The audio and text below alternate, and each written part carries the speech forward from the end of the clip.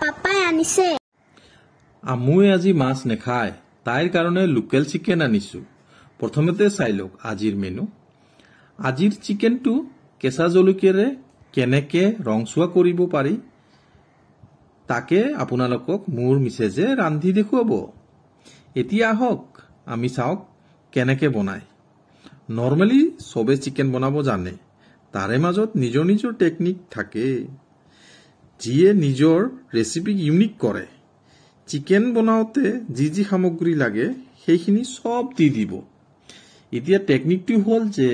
হালধিখিনি পিয়াজৰ লগত অকণমান ভাজি ল'ব লাগে বেছি ভাজিলে কিন্তু তিতা লাগিব আমি মাংসত গোটা নহৰু খাই ভাল পাওঁ মৰমৰ বন্ধু বান্ধৱীসকল আপোনালোকে কোনে কোনে নহৰু খাই ভাল পায় কমেন্ট কৰি জনাব এনেও নহৰু খোৱাটো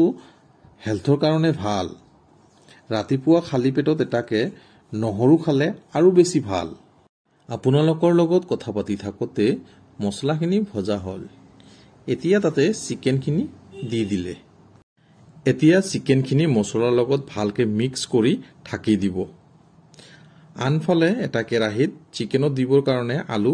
ভাজি ল'ব আলুখিনি ভাজি চিকেনত দিলে খাবলৈ বেছি সোৱাদ হয় নে কি কয় আপোনালোকে এইফালে মাংসখিনি ভালকে ভজা হোৱাত তাতে অলপ গৰম পানী দি কিছু সময় ঢাকি উতল আহিব দিব তাৰ পিছত ভজা আলুখিনি মাংসত দি দিব এতিয়া চাই লওক মাংসৰ কালাৰ কেনে হৈছে শেষত অলপ গৰম মছলা দি 2-3 মিনিট বইল কৰিলে চিকেন একদম ৰেডি বজাৰত গৈ চাওঁ যে আমাৰ ধীৰবিলৰ ভকুৱা মাছ ওলাইছে তাকে দেখি ৰব নোৱাৰি এটা মাছ আনিলো তাৰে কেইপিছমান ফ্ৰাই কৰি গৰম ভাতৰ লগত খাম এনেকে মচমচীয়াকৈ মাছ ভাজি কোনে কোনে খাই ভাল পায় আপোনালোকে কমেন্টছত জনাব দেই প্লিজ জনাব দেই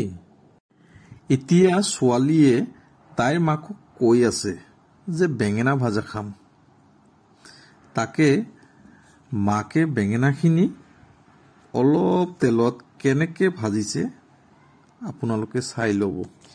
বেঙেনাখিনি তেলত দি ঢাকি দিব লাগে আৰু 2-3 মিনিট পিছে পিছে চেক কৰি ল'ব লাগে হৈছে নে নাই এতিয়া চাওক কিমান ধুনীয়াকৈ সিজিছে এতিয়া খাবলৈ বৰ জুতি হ'ব এতিয়া অলপ নীলাজী ভাজি আছে নীলাজী ভাজি মোৰ মিছেজে বৰ ভাল পায় আমাৰ ফালে এইটো নীলাজী কয় আপোনালোকে কমেন্ট বক্সত জনাবচোন আপোনালোকৰ ফালে এইটো সবজিক কি বুলি কয় নীলাজী কয় নে আৰু বেলেগ কিবা কয় ছোৱালীয়ে স্কুলৰ পৰা আহি গা ধুই টিভি চাই চাই ভাত খাই আছে তাই অকল চিকেন আৰু বেঙেনা ফ্ৰাই দি ভাত খাই আছে আজি মই ফাৰ্ষ্ট টাইম ভয়েস ওভাৰ কৰিছো কেনেকুৱা পালে জনাব আৰু আমাৰ ভিডিঅ'বোৰ ভাল লাগিলে শ্বেয়াৰ কৰিব লগতে লাইক আৰু কমেন্টছো কৰিব তেনেহলে আজিৰ কাৰণে আহিছো বাই নেক্সট ভিডিঅ'